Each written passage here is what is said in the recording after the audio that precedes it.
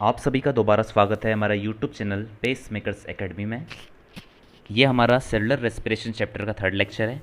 ठीक है, इस लेक्चर में हम लोग देखने वाले हैं, जैसा कि आप लोग लास्ट दो लेक्चर जो कि ग्लाइकोलिसिस के बारे में थे उसमें आप लोग देख चुके हैं कि जो ग्लूकोज होता है, ठीक है, 6 कार्बन वाला जो ग्लूकोज होता है उसका क्या होता है बेटा, ग्लाइकोलाइसिस के बाद ग्लूकोज जो है वो कन्वर्ट हो जाता है किसमें, पाइरूवेट में। ठीक है, पाइरूवेट में ग्लूकोज कन्वर्ट हो गया। ठीक है, दो मॉलिक्यूल में होता है, अपन एक ही का एग्जांपल लेके चल रहे हैं, जो कि क्या होता है बेटा, एक 3 कार्बन वाला कंपाउंड है। ठीक है, अब बेटा पाइरूवेट बन गया। अब पाइरूवेट के साथ आगे क्या क्या हो सकता है, ठीक है, अपन क्या देखने वाले हैं कि पाइरूवेट के साथ आगे क्या क्या हो सकता है, मतलब कितने ऑप्शन है पाइरूवेट के साथ। ठीक है, कि वो तो बेटा ध्यान दीजिए, फेट ऑफ पाइरूवेट में सबसे पहले हम देखते हैं क्या, कभी क्या हो, नॉर्मली क्या होता है बेटा, नॉर्मली बेटा अगर सेल में माइटोकॉन्ड्रिया प्रेजेंट है, बेटा अगर क्या है सेल के अंदर माइटोकॉन्ड्रिया प्रेजेंट है, ठीक है, ऐसी कोशिका है जिनमें माइटोकॉन्ड्रिया उपस्थित होता है, प्रेजेंट है, ठीक है, और ऑक्सीजन भी उपस्थित है, माइटोकॉन्ड्रिया भी उपस्थित है और ऑक्सीजन भी उपस्थित है। ठीक है, तो बेटा इस कंडीशन में क्या होगा कि पाइरूवेट जो है वो चले जाता है किसके अंदर, माइटोकॉन्ड्रिया के अंदर चले जाता है। ठीक है, ये देखो, ये अपनी मेम्ब्रेन बनाता हूँ मैं, माइटोकॉन्ड्रिया जो कि डबल मेम्ब्रेनस सेल ऑर्गेनल है। ठीक है, तो बेटा इस कंडीशन में क्या होगा, पाइरूवेट किसके अंदर आ गया, माइटोकॉन्ड्रिया के अंदर आ गया। ठीक है, फिर बेटा यहाँ पर क्या होगा, पाइरूवेट जो है वो कन्वर्ट हो जाएगा किसके अंदर, पाइरूवेट जो है वो 2 कार्बन वाले, ये 3 कार्बन वाला पाइरूवेट जो है वो कन्वर्ट किस में हो जाता है बेटा, एसिटाइल कोएंजाइम ए में कन्वर्ट हो जाता है। ठीक है, जो कि 2 कार्बन वाला कंपाउंड है। फिर बेटा क्या होता है, ये acetyl coenzyme A Krebs cycle के अंदर पार्टिसिपेट करते हैं। किसके अंदर पार्टिसिपेट करता है बेटा, acetyl coenzyme A Krebs cycle, एक क्रेब्स साइकिल के अंदर क्या करता है बेटा, एसिटाइल कोएंजाइम में भाग लेता है। ठीक है, फिर बेटा इस क्रेब्स साइकिल से जो चीज़ें बनती है वही फिर आगे जाती है कहाँ पर, अपनी इलेक्ट्रॉन ट्रांसपोर्ट चेन में। कहाँ पर जाती है बेटा, यही चीज़ें इलेक्ट्रॉन ट्रांसपोर्ट चेन में जाती है। ठीक है, तो बेटा ये पाइरूवेट का एक रास्ता हो गया कि कभी सेल के अंदर माइटोकॉन्ड्रिया भी उपस्थित हो और ऑक्सीजन भी उपस्थित हो, तो पाइरूवेट जो है वो किसके अंदर जाएगा, माइटोकॉन्ड्रिया के अंदर जाकर क्रेब्स साइकिल और इलेक्ट्रॉन ट्रांसपोर्ट चेन में फिर पार्टिसिपेट करेगा। ठीक है, तो बेटा ये है, ये किस में होता है बताओ बेटा, ऑक्सीजन प्रेजेंट है, तो बेटा किसी कंडीशन है, एरोबिक कंडीशन है। ठीक है, तो बेटा इस पूरी प्रोसेस को हम क्या बोलते हैं, एरोबिक रेस्पिरेशन बोलते हैं। ठीक है, क्या बोलते हैं इस पूरी प्रोसेस को, एरोबिक रेस्पिरेशन बोला जाता है इस प्रोसेस को। ठीक है, आगे चलिए बेटा, अब बेटा हम दूसरा केस देखते हैं।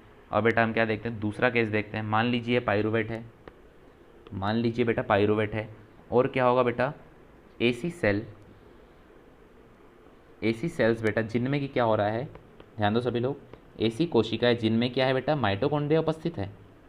बेटा ऐसी कोशिकाएं जिनमें माइटोकॉन्ड्रिया हो भी सकता है और नहीं भी हो सकता।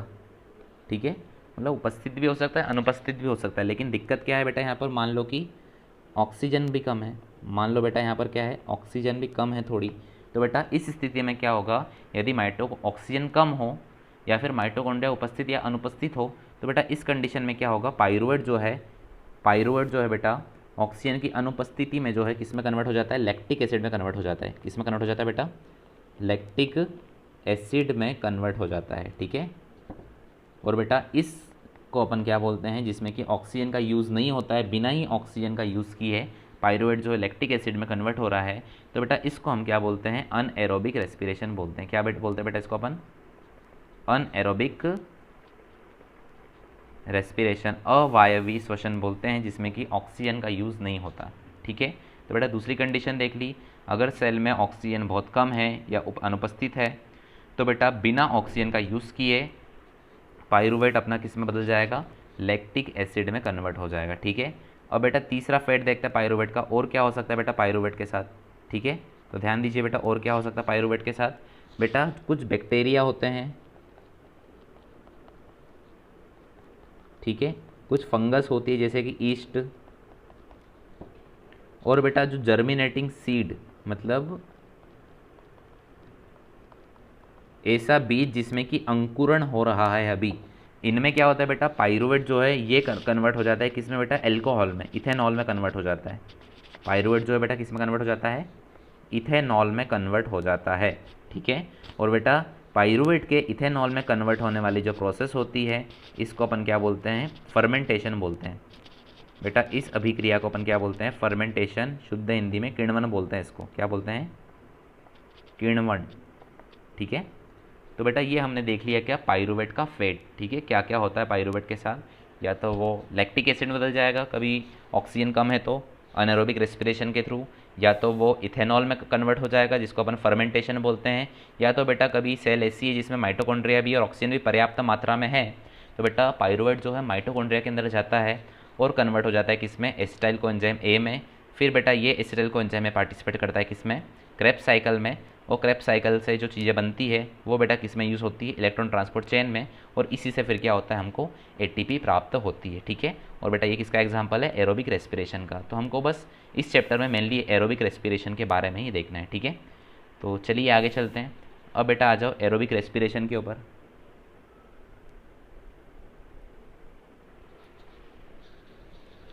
ठीक है, ध्यान दीजिए।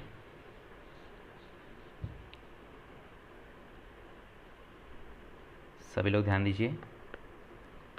बेटा अब हम देख रहे हैं क्या, एक रिएक्शन जिससे कि पाइरूवेट जो है, ये रिएक्शन देखी ना बेटा अपन ने अभी, कि माइटोकॉन्ड्रिया में जाकर क्या हो रहा है, पाइरूवेट जो है एसिटाइल कोएंजाइम ए में कन्वर्ट हो रहा है। तो बेटा इसी रिएक्शन का एक नाम है, इस रिएक्शन को जो है ऑक्सीडेटिव डीकार्बोक्सिलेशन या फिर लिंक रिएक्शन बोलते हैं, जिसके द्वारा पाइरूवेट जो है किस में कन्वर्ट हो जाता है, एसिटाइल कोएंजाइम ए में कन्वर्ट हो जाता है, ठीक है। तो आप ही बताओ कहाँ पर हो रही है रिएक्शन। सबसे पहला क्वेश्चन डायग्राम देख के बता दो बेटा, रिएक्शन कहाँ पर हो रही है, माइटोकॉन्ड्रिया की जो मैट्रिक्स होती है वहाँ पर हो रही है, ठीक है। तो पहला क्वेश्चन आपका ये सॉल्व हो गया कि ऑक्सीडेटिव डीकार्बोक्सिलेशन या फिर जो लिंक रिएक्शन होती है वो कहाँ पर होती है बेटा, माइटोकॉन्ड्रिया के अंदर होती है, ठीक है, माइटोकॉन्ड्रिया की मैट्रिक्स के अंदर होती है, ठीक है। आगे चलिए, सभी ध्यान दें, डाल लो हेडिंग बेटा, डाल दीजिए heading oxidative decarboxylation, oxidative decarboxylation, या फिर इसी को अपन क्या बोलते हैं बेटा, या फिर इसी रिएक्शन को जो है लिंक रिएक्शन भी बोला जाता है। इसी रिएक्शन को क्या बोला जाता है, लिंक रिएक्शन भी बोला जाता है, किसको, ऑक्सीडेटिव डीकार्बोक्सिलेशन, ठीक है। तो बेटा पहला पॉइंट जो कि मैंने आपको बता दिया है, कहाँ पर होती है रिएक्शन, दिस रिएक्शन अकर इन, बोलिए जल्दी, this reaction occurs in mitochondrial matrix, mitochondrial matrix में होती है रिएक्शन, ठीक है। फिर बेटा दूसरा पॉइंट, केसी रिएक्शन है बेटा, ये एक प्रकार की इरिवर्सिबल रिएक्शन है, ठीक है, it is a type of irreversible reaction, okay. आगे चलिए, नेक्स्ट पॉइंट क्या होता है बेटा, अब मेनली मेन रिएक्शन के ऊपर आ जाओ। अब बेटा किसके ऊपर आ जाओ, मेन रिएक्शन के ऊपर आ जाओ। बेटा होता क्या है, ये पाइरूवेट जो कि ग्लाइकोलाइसिस से बना है, पाइरूवेट, 2 सेकेंड, पाइरूवेट, ठीक है, जो कि ग्लाइकोलाइसिस से बनकर आया पाइरूवेट। अब बेटा ये जो पाइरूवेट है इसमें ये क्या, कोएंजाइम ए के साथ रिएक्शन करता है, पाइरूवेट जो है किसके साथ, कोएंजाइम ए के साथ रिएक्ट करता है, ठीक है। और क्या होगा बेटा, ये कन्वर्ट हो जाएगा किसमें, 2 सेकेंड, एसिटाइल कोएंजाइम ए में, ठीक है। पाइरूवेट जो है किसमें कन्वर्ट हो जाएगा, एसिटाइल कोएंजाइम ए में कन्वर्ट हो जाता है पाइरूवेट, ठीक है। और एसिटाइल कोएंजाइम ए क्या है बेटा, 2 कार्बन वाला कंपाउंड है, जबकि पाइरूवेट क्या था बेटा, 3 कार्बन वाला कंपाउंड था, ठीक है। Pyruvate is a 3 carbon compound, okay. तो बेटा इस रिएक्शन में क्या हुआ, आप ही बताओ, 3 कार्बन वाले कंपाउंड से 2 कार्बन वाला कंपाउंड बन रहा है, इसका मतलब क्या है बेटा, एक कार्बन डाइऑक्साइड यहाँ से बाहर निकल गई होगी, ठीक है। इसका मतलब क्या है बेटा, एक कार्बन डाइऑक्साइड यहाँ से बाहर निकल गई होगी। दूसरी चीज़ बेटा इस रिएक्शन में क्या होता है, दूसरी चीज़ बेटा इस रिएक्शन में क्या होता है, NAD आयन जो है अपना बेटा, जो NAD आयन है ये भी कन्वर्ट हो जाता है, ये आता है बेटा हाइड्रोजन को एक्सेप्ट करके किस में कन्वर्ट हो जाता है, NADH में कन्वर्ट हो जाता है, किस में कन्वर्ट हो जाता है, NADH में कन्वर्ट हो जाता है अपना कौन, NAD आयन, ठीक है। अरे क्लियर है। तो ये हो गया बेटा रिएक्शन। और आपको मैंने बताया था लास्ट लेक्चर में क्या, कि जहाँ पर भी बेटा NADH का फॉर्मेशन होगा तो वहाँ पर एंजाइम कौन सी कैटेगरी का एंजाइम आएगा बेटा, डीहाइड्रोजिनेस कैटेगरी का एंजाइम आएगा, ठीक है। तो यहाँ पर भी बेटा कौन सा एंजाइम आता है, डीहाइड्रोजिनेस एंजाइम आता है। कौन सा एंजाइम आता है बेटा, डीहाइड्रोजिनेस। कौन सा dehydrogenase? Pyruvate dehydrogenase. Pyruvate dehydrogenase complex बोलते हैं इसको, क्योंकि इसमें एंजाइम के अलावा और भी बहुत सारे को फैक्टर्स वगैरह अटैच्ड होते हैं। ठीक है, तो ये यहाँ पर कौन कौन कैटालाइज कर रहा है बेटा इस रिएक्शन को? पाइरूवेट डिहाइड्रोजनेस कॉम्प्लेक्स इस रिएक्शन को कैटालाइज कर रहा है, जिसमें कि कार्बन डाइऑक्साइड निकल रही है और NADH का फॉर्मेशन हो रहा है। क्लियर है सभी को? अरे हाँ कि ना? ठीक है, अब बेटा क्या होगा, ये जो एसिटाइल कोएंजाइम है बना, ये किस में एंटर कर जाएगा? एसिटाइल कोएंजाइम A जो है ये एंटर कर जाएगा किस में? Enter in Krebs cycle. Acetyl coenzyme में क्रेब्स साइकिल के अंदर क्या करेगा बेटा? एंटर कर जाएगा इसके बाद। ठीक है, क्रेब्स साइकिल में ये एंटर कर जाएगा। ठीक है, और बेटा एक बहुत इंपॉर्टेंट चीज़ आप सभी को पता होगा बेटा कि एंजाइम्स, जितने भी एंजाइम्स होते हैं ना, उनको बहुत सारे को एंजाइम्स की भी ज़रूरत पड़ती है। किसकी ज़रूरत पड़ती है बेटा? को एंजाइम्स की ज़रूरत पड़ती है।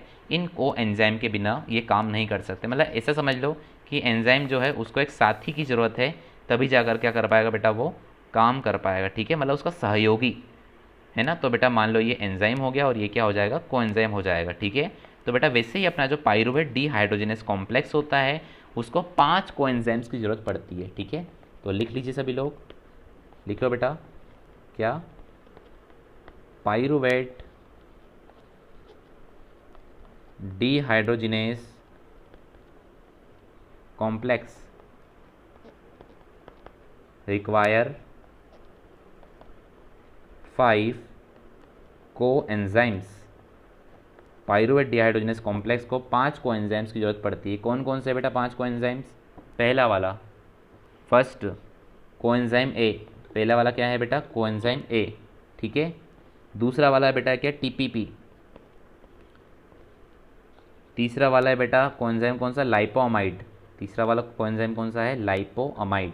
ठीक है, चौथा कोएंजाइम है बेटा क्या? FAD। चौथा कोएंजाइम कौन सा है बेटा? FAD।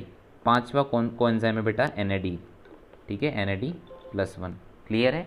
तो ये डायरेक्ट नीट में क्वेश्चन आता है कि पाइरूवेट डिहाइड्रोजनेस कॉम्प्लेक्स जो होता है उसको कितने कोएंजाइम्स की जरूरत पड़ती है? तो क्या जाएगा बेटा आंसर? 5 कोएंजाइम्स की जरूरत पड़ती है पाइरूवेट डिहाइड्रोजनेस कॉम्प्लेक्स को। ठीक है, तो बेटा अब अपन क्रेब्स साइकिल का पूरा अभी तक अपन ने जो पढ़ा उसका एक जिस्ट में देख लेता फटाफट। ठीक है, तो बेटा अभी तक क्या क्या पढ़ चुके हैं अपन लोग? ध्यान दीजिए बेटा, अभी तक हमने देख लिया क्या? सबसे पहली रिएक्शन में क्या था अपने पास? ग्लूकोज था।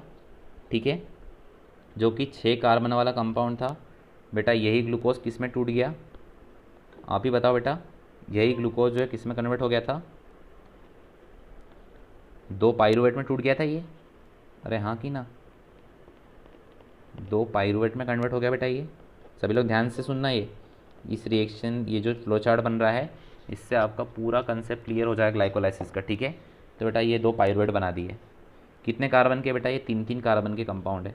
ठीक है, ये भी 3 कार्बन का, तो 6 कार्बन वाले से 3-3 कार्बन वाले 2 कंपाउंड बन गए। और बताओ बेटा इस रिएक्शन से अपन को क्या मिला था? इस रिएक्शन से अपन को 2 NADH मिले। अरे ग्लाइकोलाइसिस में 2 NADH मिले थे ना। और बेटा क्या मिला था? 2 ATP मिली थी। अरे हाँ कि ना? तो 2 ATP और 2 NADH मिल गए थे। ठीक है, अब बेटा आगे बताइए मेरे को, ये पाइरूवेट का क्या होगा? बेटा ये पाइरूवेट मान लो किसके अंदर चले गया? ये देखिए, ये पाइरूवेट जो है बेटा मान लो, ठीक है 2 सेकेंड, ठीक है ध्यान दीजिए बेटा, ये पाइरूवेट जो है माइटोकॉन्ड्रिया के अंदर चले गया। किसके अंदर चले गया पाइरूवेट? माइटोकॉन्ड्रिया के अंदर चले गया। ठीक है, तो बेटा ये पाइरूवेट भी अंदर जाएगा, ये पाइरूवेट भी क्या होगा बेटा? अंदर जाएगा। ये पाइरूवेट भी क्या होगा बेटा? अंदर जाएगा। और पाइरूवेट अंदर जाकर किस में कन्वर्ट हो जाएगा? चलो पहले अंदर चले जान दो इसको, पाइरूवेट, और ये भी क्या है? पाइरूवेट। ठीक है, तो बेटा ये जो पाइरूवेट है ये कन्वर्ट हो जाएगा किस में? एसिटाइल कोएंजाइम A में। ठीक है, एसिटाइल कोएंजाइम A, ये भी बेटा किस में कन्वर्ट हो गया? एसिटाइल कोएंजाइम है। आप बताइए एसिटाइल कोएंजाइम A में कन्वर्ट हुआ था तो क्या निकला था? यहाँ पर NADH निकला था बेटा, अपन को एक NADH मिला था। और यहाँ पर भी बेटा अपन को क्या मिला था? यहाँ पर भी मिलेगा एक NADH, सेम रिएक्शन है। और बेटा क्या मिली? यहाँ पर एक कार्बन डाइऑक्साइड मिली। यहाँ पर भी क्या होगा बेटा? क्या मिलेगी? एक कार्बन डाइऑक्साइड मिलेगी। ठीक है, तो बेटा ये हो गई रिएक्शंस। अब इसके बाद क्या होगा बेटा? यही पाइरूवेट जो है ये किस में पार्टिसिपेट करेंगे? अब आगे जा एसिटाइल कोएंजाइम A जो बने बेटा 2 कार्बन वाले कंपाउंड है ये, ठीक है। ये भी 2 कार्बन वाला कंपाउंड है स्टेगो एंजाइम में। ये बेटा आगे जाकर जो है किस में पार्टिसिपेट कर देंगे,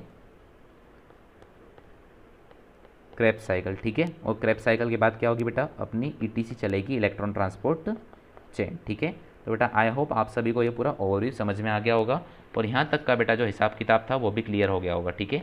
ये यहाँ तक का, ठीक है। तो बेटा इस लेक्चर के लिए इतना ही। नेक्स्ट लेक्चर जो होगा उसमें हम आगे की स्टेप पढ़ेंगे कि आगे की स्टेप कौन सी है बेटा, क्रेब्स साइकिल है, ठीक है। तो नेक्स्ट लेक्चर जो है आपका क्रेब्स साइकिल के ऊपर अपलोड हो जाएगा, ठीक है। Okay, thank you.